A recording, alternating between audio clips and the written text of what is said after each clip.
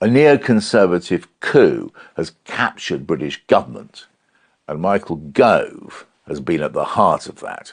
I don't think many people understand how Britain is actually governed at the moment. The power of the super rich, the power of the big press magnates, the central role of think tanks, which are really a mediator between government and the super rich. This is the world in which Gove flourishes and exists, because he's always with the rich and powerful. He's always wrong about the great issues of the day. He's not really a conservative politician at all. He's a neoconservative politician. There's one central idea which defines neoconservatism, which is the end justifies the means. They believe that the West is involved in some sort of existential conflict with the rest of the world, whether it's China or whether it's Russia or Islam. And in order to win this kind of perpetual war against existential enemies, you, America, and therefore Britain, are enabled or licensed to break any law you want, to ignore legality, to cheat, to smear, to lie. The key thing, though, to understanding Michael Gove's career is he's Rupert Murdoch's man at Westminster. And that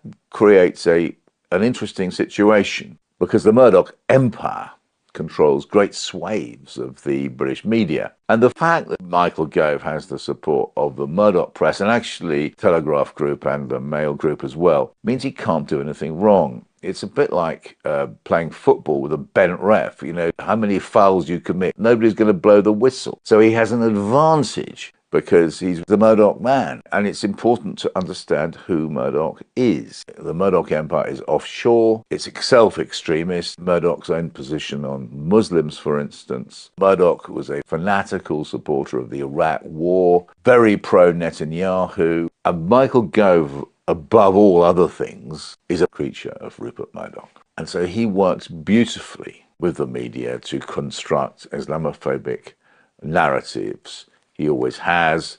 That's his modus operandi. There was one moment when he was no longer in the government, and during that time he went and interviewed Donald Trump. Murdoch was in the room. And this, I think, tells us who Mr. Gove is. He is a right-wing Republican. Now, a right-wing Republican is prodigiously right-wing. He or she are way off any known scale of ordinary political discourse. And I think that is the rather fervid environment of frenzied right-wing ideologists and activists. He's happy there. That's his happy place.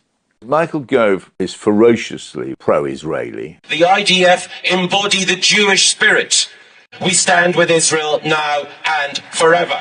Michael Gove rejected the Oslo Accords, a framework for a two-state solution, which is still the policy of the British government, just as he rejected the Good Friday Agreement, which again is central to British government policy. So even judged in the context of British politics, Michael Gove is an extremist. He rejects the core foundations of many of the key agreements entered into by the British state. I also found his treatment of the Queen extremely disturbing. Before the Brexit debate, he was part of a tiny group of Privy Councillors talking to the Queen about Brexit. He then leaked some of the stuff which the Queen said, or his version of it, to the Sun newspaper, which splashed on it, "The Queen supports Brexit."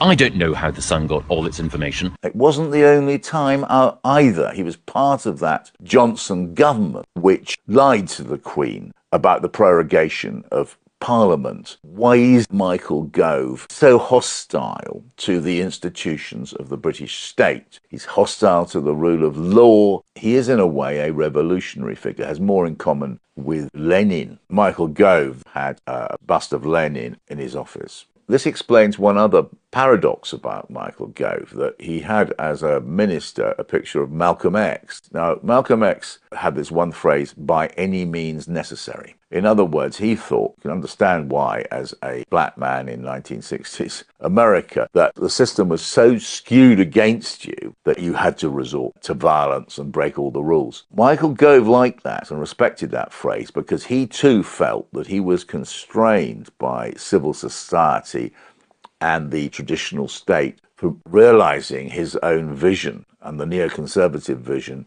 for society. So it didn't matter that you lied to the Queen or you confided Privy Council discussions to Rupert Murdoch's Sun newspaper. There were no rules which applied to you. My own view of that is that Malcolm X had much more justification for breaking the rules than Michael Gove did as a highly privileged member of the Conservative cabinet.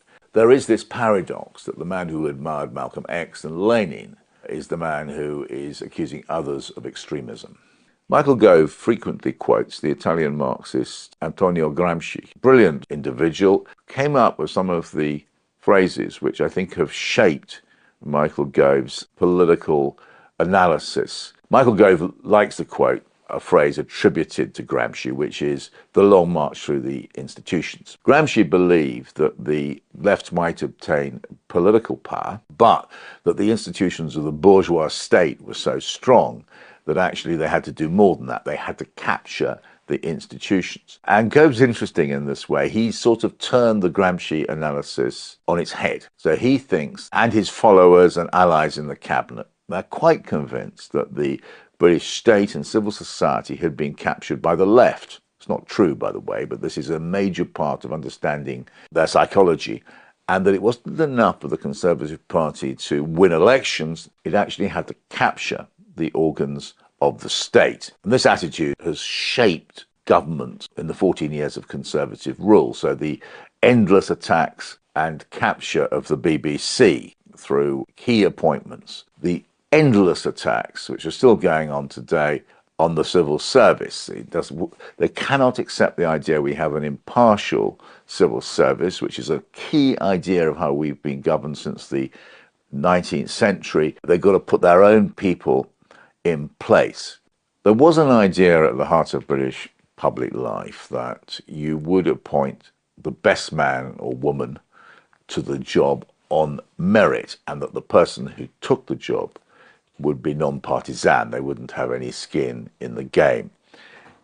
That has completely changed. We've now had a series of appointments. Shawcross has made terrible remarks about Islam, gets given the job of reviewing the Prevent strategy. You then have the issue of Robin Simcox, who comes from a series of structurally Islamophobic organisations, in my view, being given the job of Commissioner for Counter-Extremism. More recently, Ian Austin, incredible appointment this, was given the job of investigating the riots in Leicester. Another case is Lord Wolney, who's advisor on political violence. Lord Wolney had no credentials really to get the job, but over the last few months he's seen fit to make a series of critical remarks about the Palestinian solidarity campaign and the marches. Well, if he's going to do that, and I can't personally see there's any need for a political violence advisor to criticise the PSC, he has got a problem because he's been accepting hospitality as declassified, exposed a few weeks ago from the Israeli lobby. One of the definitions of what Britain is about is free speech. And you're seeing again and again at the moment that individuals or organisations are being targeted. They are trying to change the nature of Britain. And they're creating a new kind of thought police, which tells us who we are and what we can say and what we can't. In fact, all these marches, which are being denounced as mobs, they are absolutely mainstream events. If you look back through British history at the Ban the Bomb, the Stop the War, the Jarrow March, people who care deeply about a political cause. And to try and smear the pro-Palestinian marchers as extremists or mobs or haters or whatever that is going on is an attack on freedom of association and freedom of speech. Fundamental British values and actually fall within the definition of what it means to be British. It is impossible not to notice that the people who've made a career accusing the left of promoting some kind of cancel culture have been all but silent about the attempts to drive Muslims and others out of the public domain, particularly over the Palestinian marches. What we've been talking about today is never covered fairly and often not at all in the mainstream media. That's why it's so important to support Double Down News on Patreon.